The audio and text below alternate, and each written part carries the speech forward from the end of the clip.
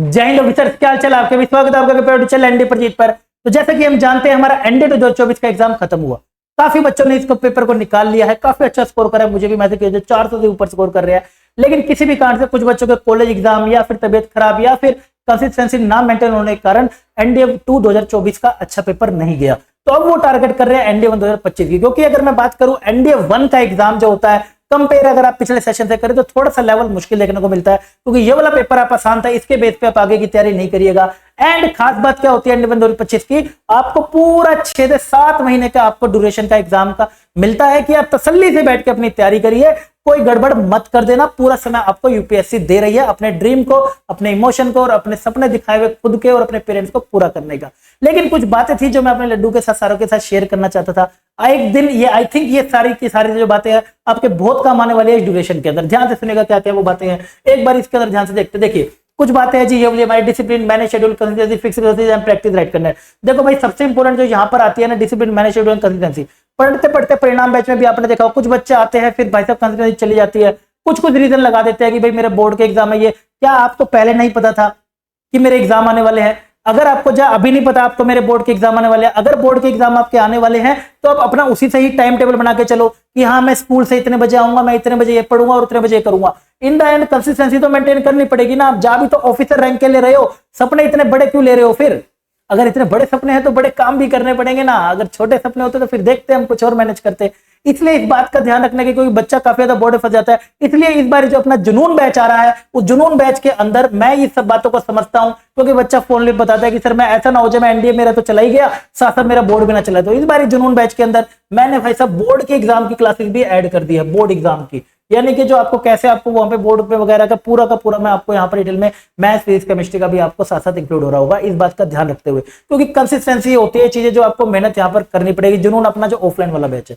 Next आता है जी fix resources. देखिए क्या होता है, जैसे भी आप इसके अंदर पढ़ रहे हो, कुछ बच्चे ऑनलाइन पढ़ रहे होते हैं, कुछ ऑफलाइन पढ़ रहे होते हैं और कुछ यूट्यूब के माध्यम से ओपन प्लेटफॉर्म पे पढ़ रहे होते हैं। फिक्स रिसोर्सेज का मतलब ये होगा कि आप अगर कोई चैप्टर पढ़ रहे हो कि हाँ यार यहाँ से मुझे रेगुलरली कंटेंट मिल रहा है, सब कुछ मिल रहा है, तो आप वहीं पर रहिए। एंड सबसे इंपॉर्टेंट होता है कि वहां से आपका कनेक्शन बनना, यानी कि आप जिस भी टीचर से पढ़ रहे हो तो आपका उससे कनेक्शन कैसा है, कैसा आपका उसके साथ बॉन्ड बना हुआ है, क्या आपके सारे डाउट सोल्व हो रहे हैं, क्या कोई, क्योंकि बात करें तो 12th का जो फेज होता है ना, ये वाला जो फेज आएगा बहुत स्ट्रेसफुल फेज होता है। इसी दौरान बच्चे के जेई के भी एग्जाम के पेपर आ रहे होते हैं, कुछ बच्चा नेट की भी तैयारी कर रहा होता है, बगल में इसकी भी तैयारी कर रहा होता है काफी, और साथ में बोर्ड का एग्जाम बहुत स्ट्रेसफुल टाइम होता है। तो उसके साथ साथ सिर्फ पढ़ाई नहीं, काफी पर्सनल मेंटरशिप की भी जरूरत पड़ती है। तो ये सब मैं तो आप जानते होंगे, जो ऑफलाइन वाले बच्चे हैं उनके साथ मैं बिल्कुल कनेक्ट बना के रखता हूँ।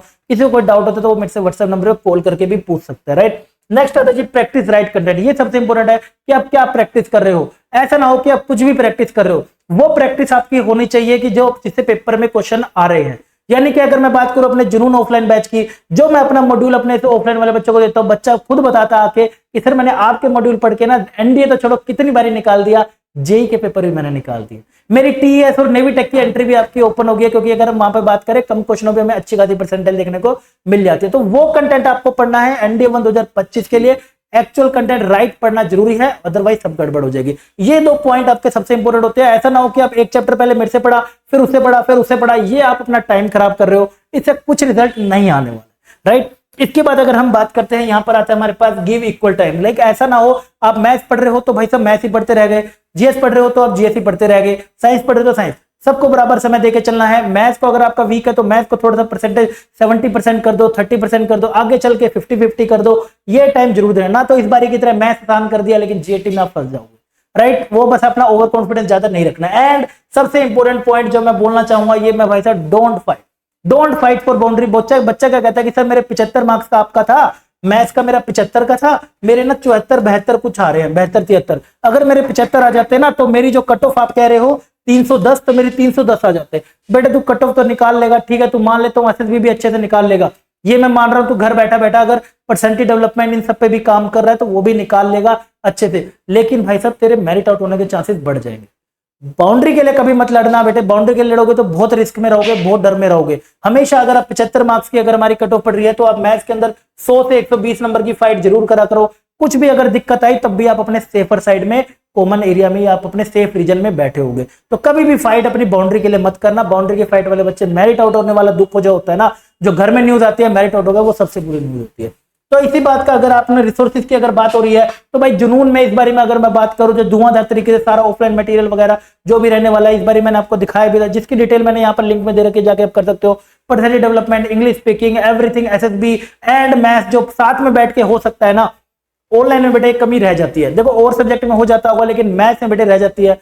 कई बार कोई क्वेश्चन सर मेरे से आपसे सोल्व हो जाते हैं, आपको मैं देख रहा हूं ना, देख रही हूं ना, तो मेरे तो हो जाते हैं, लेकिन सर खुद करने बैठती हूँ तो नहीं होते बेटा, वो थोड़ा सा ना कनेक्शन की जरूरत पड़ती है, इसलिए ऑफलाइन में मैथ्स थोड़ा अच्छे समझ आता है। बात करता हूं तो बेटा 20% जो बच्चा मेरे से ऑफलाइन पढ़ा ना भाई साहब, ऑफलाइन बैच का 20 से 15 to 20% का मेरा सिलेक्शन रेशियो रहा है। लोगों के भाई साहब 2-2% ना रहते, बताना भी नहीं आ पाते हैं, लेकिन 20% का सिलेक्शन रेशियो करा है अपने मॉड्यूल की हेल्प से वो पढ़ा के, राइट। लेकिन कुछ बच्चे अगर ऑफलाइन भी किसी माध्यम से या फिर इसमें अगर मैं बात करें तो ये तो हमारा बोर्ड भी एग्जाम इस बार ही चल रहा है, क्योंकि बेटा पहले ये नहीं करा पा रहा था लेकिन अब कराऊंगा। साथ में बेटा अपनी बोर्ड एग्जाम की क्लासेस भी चल रही है जिसमें आपको चिंता लेने की जरूरत नहीं है, मैं बैठा हूं।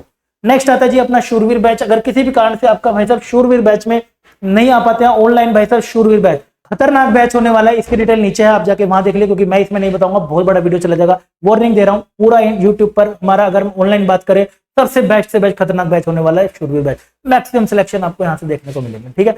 आई होप आपको ये सारी इन्फॉर्मेशन समझ आई, कुछ इन्फॉर्मेशन टिप्स थी जो मुझे आपके साथ शेयर करनी थी। आई होप आपको अच्छे समझ आ गया, अगर समझ आए तो कमेंट सेक्शन में जरूर बताना। बाकी मिलता हूं आपको अगली मैजिक क्लास में, तब तक के लिए अपना ध्यान रखिएगा, बाय बाय, टेक केयर।